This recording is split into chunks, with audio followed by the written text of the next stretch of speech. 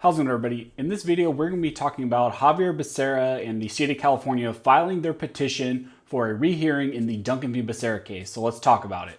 But real quick, before we jump into this video, if you think that the state of California needs to stop infringing on our Second Amendment rights here in the state, go ahead and hit that like button and subscribe.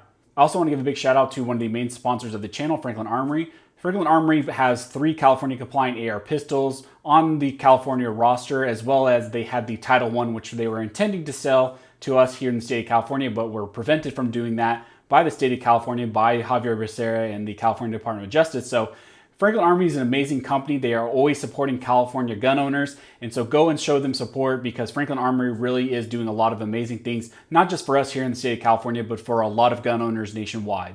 So today was the deadline for Javier Becerra and the Attorney General's office in the state of California to file their petition for a rehearing in the Duncan v. Becerra case. The Duncan v. Becerra case dealt with what California deems large capacity magazines, and is specifically a challenge to California Penal Code 32310. But in this video, I'm going to address what specifically is going on with this petition. And if you just want a quick answer about what is going on, the Attorney General's office did file a petition. So if you want to go no further than that, the Attorney General's office did file a petition for a rehearing en banc.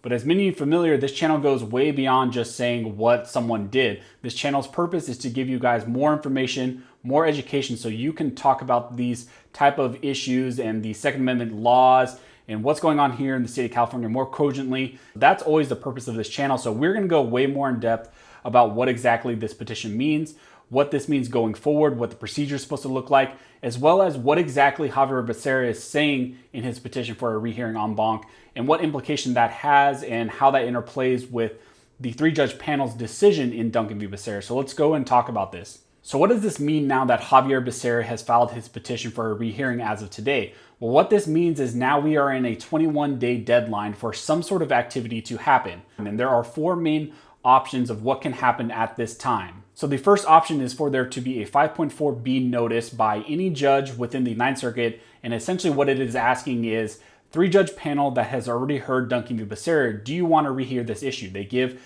the 3-judge panel the first crack at rehearing this specific case because they've already heard it. And so they are saying, hey, there is a challenge to your hearing. Do you want to rehear that? So the second option is that any judge within the 9th Circuit can essentially say, we want to circumvent some of these other options and take up a vote to determine whether the 9th Circuit should take this up en banc. The third option is that there can be an extension of time at this level. Now that Javier Becerra has filed his petition for rehearing, what can happen is any judge within the 9th Circuit can say, hey, let's put a hold on this. I want a 14-day extension. Let's discuss this. Let's kind of mull this over and decide what exactly we want to do. So it extends out that deadline. Like I discussed, there's a 21-day period. They can file an extension right now, and that extends it out 14 days. So that's kind of what can happen right now. And the last option, which is very unlikely to happen and rarely ever happens, is that simply the 3-judge panel can do absolutely nothing, and that all judges within the 9th Circuit can do absolutely nothing. And the decision by the 3-judge panel is then upheld as the final resolution of the 9th Circuit's decision. And then there will be a mandate order to the lower court, to Roger T. Benitez, and then he will issue his order, lift the stay, all that stuff. So like I said, that's very unlikely. That's wishful thinking, but that is one of the options, is that they completely do absolutely nothing, both the 3-judge panel and also all the judges within the 9th Circuit. But like I keep saying, that's completely unlikely. What's the most traditional route is that there will be a 5.4b notice. They usually give the 3-judge panel the first option to whether they want to rehear something. That is kind of a courtesy that they extend to the 3-judge panel that has already heard the issue.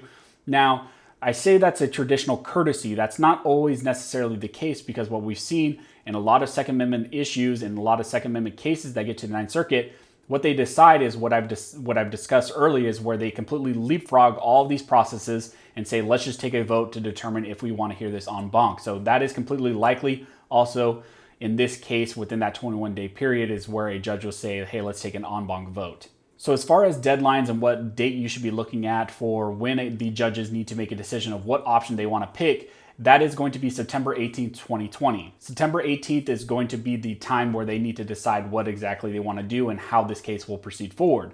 So now I want to take a look at what exactly his petition for a rehearing en banc actually says, what they are arguing, and why they are arguing that there needs to be a rehearing en banc on this specific decision by the 3-judge panel, because this is really critical.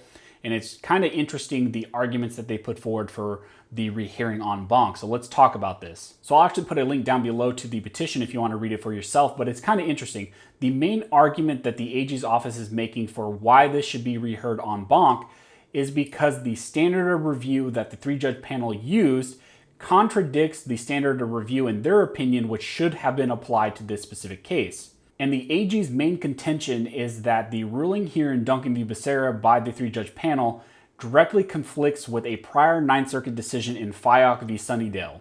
The AG's office argues in their petition that Fyock actually applied intermediate scrutiny to restrictions on what they deem large capacity magazines. Now, I'm going to use large capacity magazines. I don't agree that they're large capacity magazines. That is a legal definition here in the state of California, and that is the language that is used in this petition and in the Duncan v. Becerra decision. So that's why I'm going to use that language. Don't get up in arms and don't go keyboard warrior on me. I'm just using the legal definition so that everybody understands what exactly is going on in this case. And they are arguing that the Duncan v. Becerra decision by the 3-judge panel did not use intermediate scrutiny. Instead, they applied strict scrutiny to this specific issue of California Penal Code 32310, which is the large capacity magazine restrictions, restrictions on possession, buying, importing, manufacturing, possession, all of that of large capacity magazines.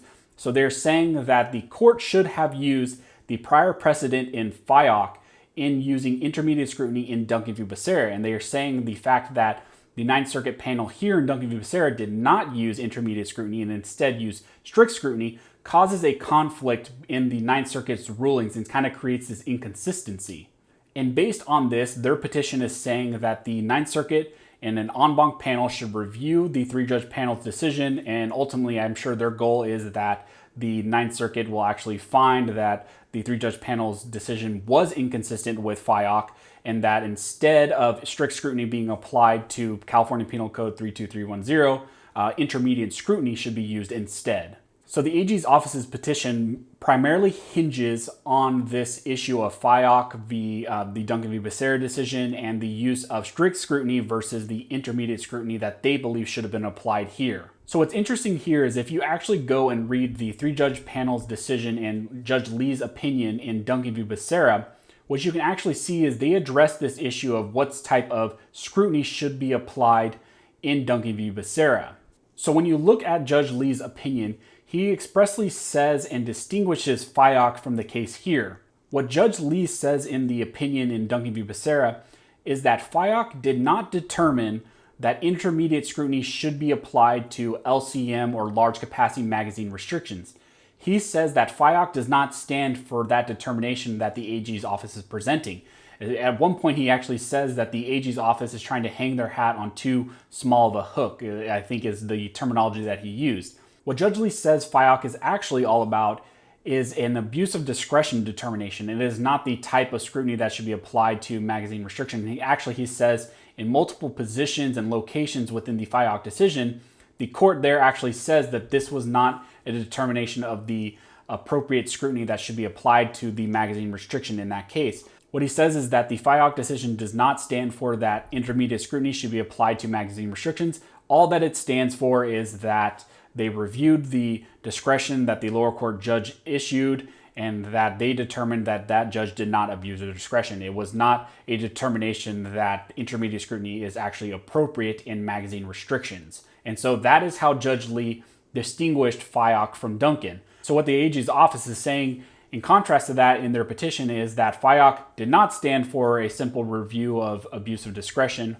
What it actually stood for was that there was a determination that intermediate scrutiny should be applied to magazine restrictions like we see in Duncan v. Becerra. And therefore, since the 3-judge panel did not apply intermediate scrutiny, their application and their decision is inappropriate, and that any court, either the 3-judge panel in the rehearing or the en banc court, should find that their decision was inappropriate and ultimately should be overturned. So that should give you some idea of what exactly the petition by Javier Becerra actually says and what their main challenge is. And like I mentioned, their main challenge is the type of scrutiny that should have been applied. They are arguing that intermediate scrutiny should have been applied versus the strict scrutiny that the panel actually used. And they're hanging their hat primarily on that Fyock case. So some people might think this is a bummer. I was anticipating that this would happen, and a lot of people were anticipating this would happen. And this is just very typical state of California.